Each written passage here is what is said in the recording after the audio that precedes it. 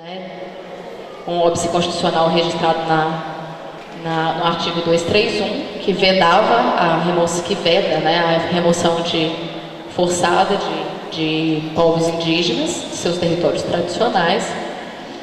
E só que ali nós tínhamos um problema, né, que não estava ainda resolvido, a questão fundiária da área, né, a publicação do relatório de identificação da limitação ainda não tinha sido efetivado, e aí a gente solicitou uma avaliação jurídica, né, da Administração da Advocacia Geral da União, da FUNAI, né, a PFE, a Procuradoria Federal Especializada da FUNAI, sobre, enfim, como tocar este processo dentro da FUNAI diante dessa constatação da necessidade de remoção de uma aldeia, né, que estava em processo de identificação de área,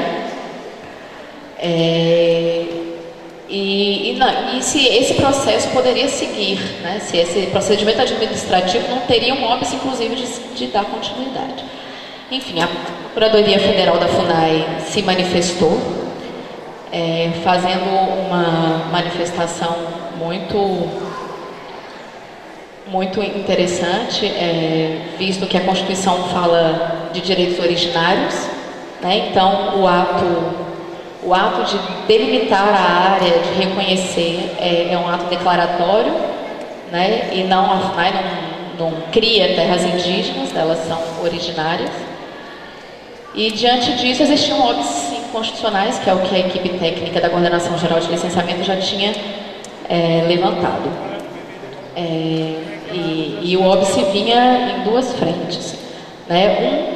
Que é a incidência do reservatório dentro dessa área proposta de Sauré, e aí seria uma necessária regulamentação do que é de relevante interesse público, né, que está lá no artigo 231, e uma necessidade de autorização legislativa, né, para que o processo seguisse, e a remoção da aldeia em si, que seria uma vedação intransponível, porque, né, ela só poderia acontecer de forma temporária, não permanente, como seria no caso da instalação, né, da usina hidrelétrica. A remoção não teria como rever essa remoção da aldeia.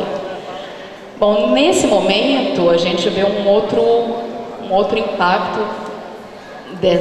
dessa fase de planejamento, né, sentido pelos Munduruku, porque aí houve uma resistência política forte à publicação do relatório, que foi concluído pelo grupo técnico em 2014. E em 2015 foi recebido na FUNAI uma contestação do Ministério de Minas e Energia e uma contestação do Ministério do Meio Ambiente sobre o relatório, que ainda não estava publicado, então era uma contestação extemporânea, né, fora do tempo visto que ainda não era público o relatório, mas ela aconteceu. E essas contestações foram respondidas à presidência da FUNAI pela equipe técnica responsável, né, do grupo técnico. E aí, como já foi anunciado e todo mundo sabe, esses esclarecimentos foram acatados e acolhidos pela presidência da FUNAI, que publicou agora, dia 19 de abril, o relatório circunstanciado, né, reconhecendo e delimitando a área de Sauré-Maibã. No que tange a manifestação da FUNAI, né, no processo e a apresentação dessas manifestações técnicas que foram elaboradas em 2014 ao IBAMA, elas aconteceram agora em 2016. Então foi apresentadas essas manifestações técnicas e o parecer da AGU ao IBAMA após uma recomendação do Ministério Público, e foram encaminhadas e acolhidas pelo IBAMA, que, enfim, como todos sabem, porque já foi anunciado também, houve uma manifestação do IBAMA suspendendo o processo, acolhendo as duas manifestações técnicas e o parecer da AGU, acolhendo aquelas orientações, né, que indicavam o óbice constitucional. Então, é esse mais ou menos o cenário do processo do componente indígena dentro da FUNAI. Né? Nós estamos agora com 4 anos de processo, sem que efetivamente tenha sido feito um estudo do componente indígena, né? Tanto por erros processuais do licenciamento ambiental, quanto por óbices constitucionais, agora como eu falei. E hoje o que temos é que foi dar suspenso o processo e com 2 nós que são constitucionais, né? Que é a vedação da remoção da aldeia e a impossibilidade de alagar terras indígenas, ou seja, aproveitar recursos hídricos dentro de terras indígenas, sem uma regulamentação do artigo 231 e sem uma autorização legislativa. Bom, eu quero aqui parabenizar a luta do povo Munduruku, porque eu acho que a Saué e, enfim, estou aqui para qualquer questionamento. Obrigada.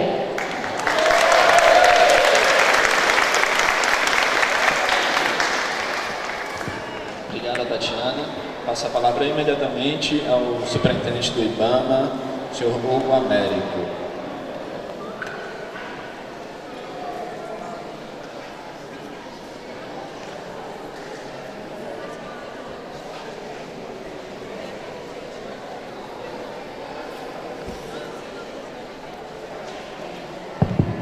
Boa tarde a todos, eu sou Hugo Américo, estou como superintendente do IBAMA do Estado do Pará. Vou fazer um histórico breve, apesar de vocês já conhecerem o processo, mas é só do ponto de vista do IBAMA, como é que está o processo, para ficar mais fácil e até para organizar o meu raciocínio. Bem, o processo é de 2009, que foi aberto. O empreendedor que está conduzindo isso, principalmente as centrais elétricas brasileiras, a Eletrobras. O estudo de impacto ambiental foi elaborado pela CNSC Worley Persons Engenharia S.A. Ele foi retomado a partir da redefinição dos limites da unidade de conservação que eram diretamente afetadas, né? Isso em 2012. Também foi emitido em 2012 o termo de referência, depois veio o estudo de impacto ambiental protocolado em 2014. Foi solicitado a devolução do estudo do componente indígena, que a Tatiana falou agora também que está bastante comprometido, não tem informações suficientes. E a gente informou em 2014 para a Eletrobras sobre a impossibilidade de contagem do prazo para a realização da audiência pública em função do recolhimento do estudo de componente indígena. Bem, aqui basicamente o que está dentro do processo, que não é o que interessa. Eu acho que, como a Tatiana já falou bastante, que mandou para a FUNAI, mandou para o IBAMA, que o IBAMA mandou para a FUNAI, eu vou acabar falando essa parte aqui. O INFAM solicita complementações e manifesta pelo indeferimento do diagnóstico, né, isso em 2015, e a FUNAI informa que foram identificadas impropriedades no estudo de componente indígena e solicita complementações em 2014. Né? Houve 2 reuniões em setembro de 2015 com o senhor Hilário, daqui do município de Itaituba. O Greenpeace também foi ouvido nesse processo em 2016, agora recentemente. Né?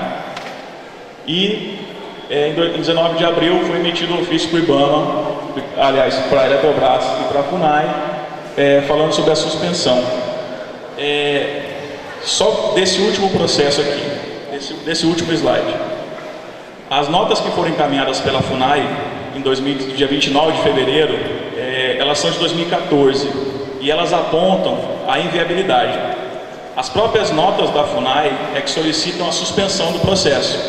Então, não houve um arquivamento ou uma anulação do processo, porque foi o que a FUNAI pediu com relação à suspensão. Esse foi o pedido. E por isso que o ofício do IBAMA pede manifestação conclusiva, Tatiana. Esse é o ponto. Porque a nota ela vem encaminhada para ser juntada no processo do licenciamento. Porque a análise do componente indígena não é o IBAMA que faz, é a FUNAI quem faz. Né? Isso já tem um entendimento, as portarias estão aí. Então, mesmo assim, a gente avaliou o que estava escrito nas notas. As notas recomendam a suspensão do processo, E foi isso que a gente fez, a gente suspendeu os processos conforme a FUNAI solicitou. Qual o próximo passo? Não existe próximo passo no IBAMA enquanto não houver um posicionamento da FUNAI com relação a dizer se anula-se o processo. Aí tem um outro ponto, a homologação da terra indígena, que foi no dia 19 ou 20, né, que inviabiliza tudo. Então, na época da emissão do ofício, tudo isso era muito recente. Isso tem 30 dias, no máximo também, que isso foi resolvido. Imagino que nesse contexto político também, tanto a FUNAI quanto o IBAMA, para fazer uma análise mais aprofundada disso, ou até mesmo se debruçar sobre isso, ficou um pouco impossibilitado. Não querendo tornar o processo político, né, um processo que tem que ser estritamente técnico. Mas nós acatamos sim o que a FUNAI falou em relação à suspensão. Decidimos pela suspensão, foi comunicada a Eletrobras e foi comunicada também a FUNAI. Então o próximo passo, talvez, acho que a FUNAI tenha entendido que para ela isso já estava resolvido, né, e nós precisamos de um último passo para poder matar esse processo. De todo modo, hoje o processo de licenciamento São Luís do Tapajós não vai para frente. Está parado no IBAMA e assim vai permanecer até que haja uma posição da FUNAI com relação à suspensão ou outro encaminhamento que for dado.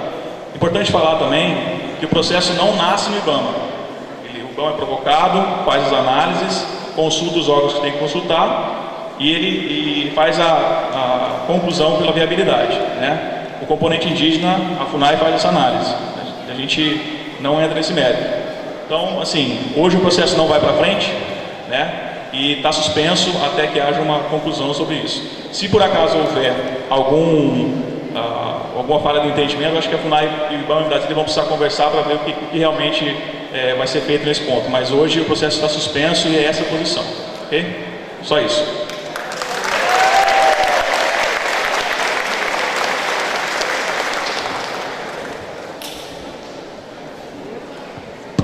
Muito obrigado, Hugo. Passo a palavra agora imediatamente para a professora Liz Carmen Silva Pereira.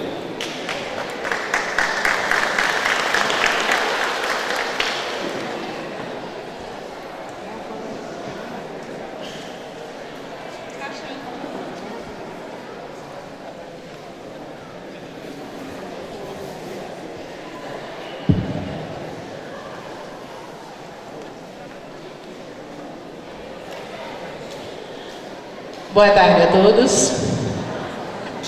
Em nome do cacique geral, Arnaldo Cabá, da Nação Munduruku aqui presente, saúdo a todos os presentes. Sauê.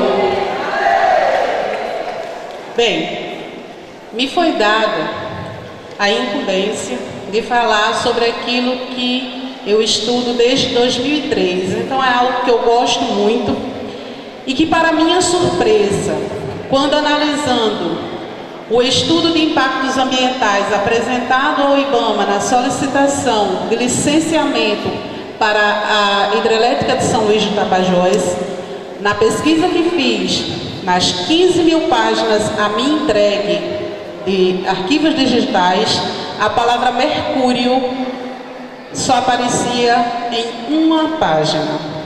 Isso me provocou tamanha surpresa, por se tratar da área que nós estamos. Em face disso, em conversa com o Ministério Público Federal, fui convidada, a quem agradeço, para falar sobre os trabalhos publicados exclusivamente realizados aqui na Bacia do Tapajós nos últimos 20 anos. Eu sou a professora Liz Carmen Silva Pereira, do Instituto Federal do Pará, campus Itaituba. Pode passar. Bem, a doutora Donna Mergler, ela é pesquisadora da Universidade do Quebec e foi uma das universidades que mais pesquisou mercúrio aqui na região. E ela tem uma citação que é a citação que vai balizar toda a minha apresentação. A exposição humana ao mercúrio reflete as concentrações de mercúrio no meio ambiente. Se eu estou estudando o humano e ele está contaminado, inevitavelmente o ambiente também está, porque o humano é um reflexo direto. Infelizmente, a questão mercurial, ela não está sendo tratada da forma adequada e não há diretamente uma população afetada em si. Qualquer um de nós pode ser afetado, inclusive fora do país. Basta que o peixe daqui seja exportado para fora, vai levando daqui aquilo que tem lá no meio ambiente, que é o mercúrio.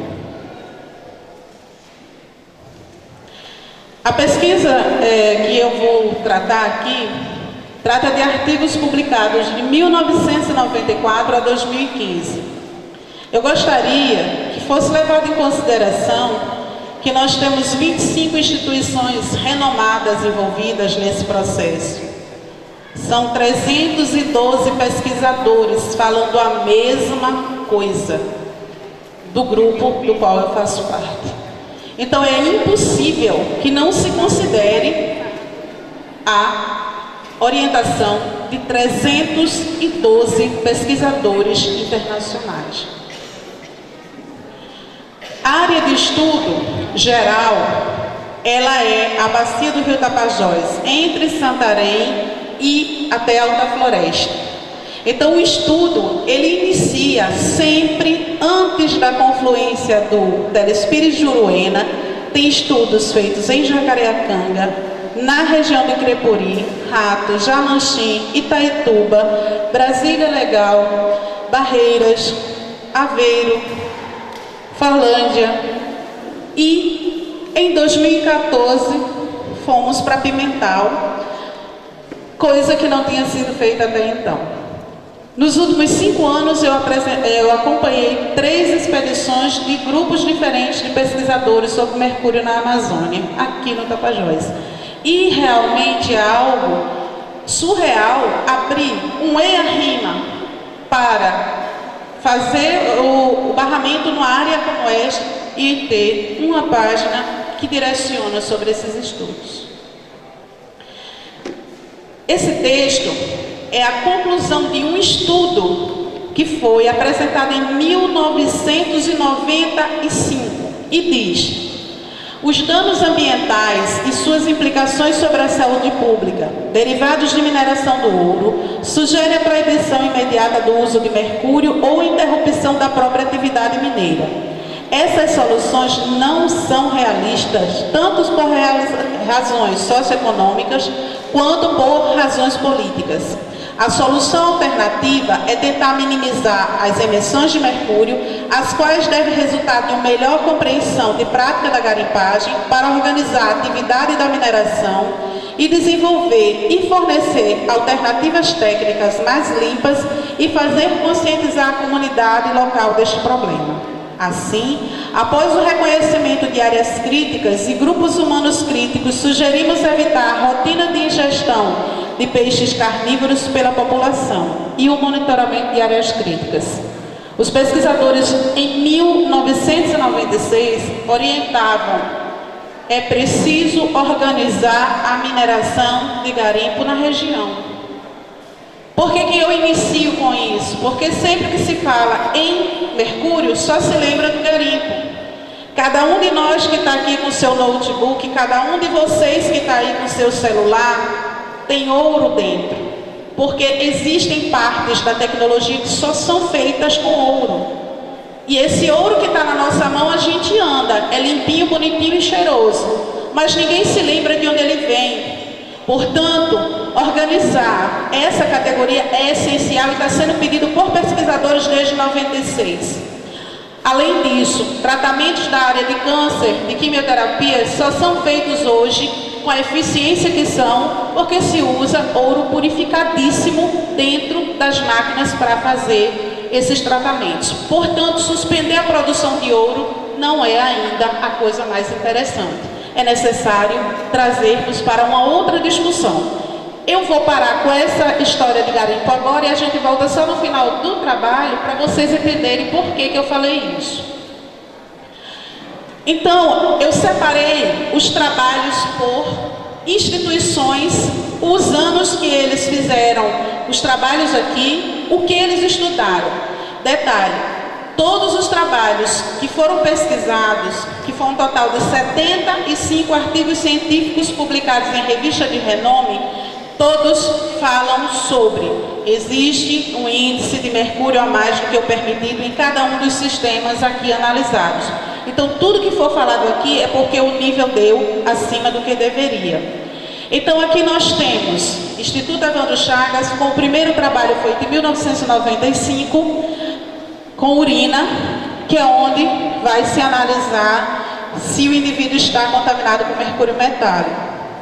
Em 99, eles retornam o estudo com cabelos e começam a analisar mulheres grávidas aqui da região para saber se isso também iria afetar os seus filhos e futuramente também estudar os seus filhos. Em 2000, a expedição trabalhou com 4 modelos biológicos de análise: sangue, urina, fezes e cabelo. Deixando bem claro, São Luís de Tapajós e Brasília Legal foram as comunidades analisadas à época, todas com um índice um pouco acima do permitido. Em 2000 foi analisado vários peixes, e dentre todos os peixes analisados na época, o peixe contaminado era a caratinga. Agora, em 2015, o Evandro Chagas volta a estudar o cabelo desta mesma comunidade e descobre que ainda está acima do permitido. A Universidade Federal do Rio de Janeiro também tem sido uma grande pesquisadora nessa região. Em 95 foi feito estudo com cabelo de pessoas e com peixes, que também foi encontrado contaminação mercurial. Em 98 o estudo foi mais amplo. Em face do que se encontrou em 95, foi estudado o sedimento, o solo, o ar, o peixe, cabelos e urina. Em todos havia um índice de alteração, em alguns casos bem significativo. Em 2000, solo e sedimento. Em 2000 também, um outro estudo de solo, também feito pela UFRJ, define como é que o mercúrio se comporta no solo. Aí eles não estão mais fazendo sua quantidade, eles começam a querer saber como é o comportamento, a dinâmica do mercúrio no meio ambiente. Em 2008, volta-se a fazer o estudo com peixes. E, por último, em 2011, começa-se a estudar o padrão de metilação do mercúrio dentro dos recursos hídricos aqui do Tapajós de forma mais efetiva. A universidade que muito provavelmente tenha feito o maior número de estudos aqui foi a Universidade do Quebec, em Montreal, do Canadá. Essa equipe veio aqui desde 1996. Vocês podem ver que tem 2, 3, 4 estudos com cabelo. Por que o cabelo humano é estudado? Porque quando o cabelo cresce, eu vou cortando a cada 1,5 cm. Se a pessoa tiver um cabelo na cintura, eu vou dividir em 1,5 cm. Eu vou ter o número de anos e a quantidade de exposição a cada ano que essa pessoa sofreu. Então, o cabelo é uma história para quem estuda com mercúrio. Em 2001, peixe, e começou-se a ver que alguns peixes tinham menos mercúrio, outros tinham mais. Para mim, a Universidade do Quebec foi a que melhor com nossos estudos, porque não restringiu que o ribeirinho e o indígena deixasse de comer o peixe. Eles fizeram estudos e orientaram qual peixe tinha mais mercúrio, qual peixe tinha menos mercúrio, para que essa comunidade pudesse escolher e misturar os peixes de maneira que ele pudesse comer de todos os tipos, diminuindo assim a sua contaminação, evitando comer pouco, tendo que comer pouco aquele peixe que tem maior mercúrio. Em 2006 surge a questão do risco cardiovascular. Começa a se analisar que o mercúrio pode interferir e trazer a doenças do coração, que hoje é a linha de trabalho principal existente aqui na região do Tapajós. Em 2008 ainda, orienta-se sobre que tipo de peixe tem mais ou menos mercúrio. 2009, o solo, a agricultura aumenta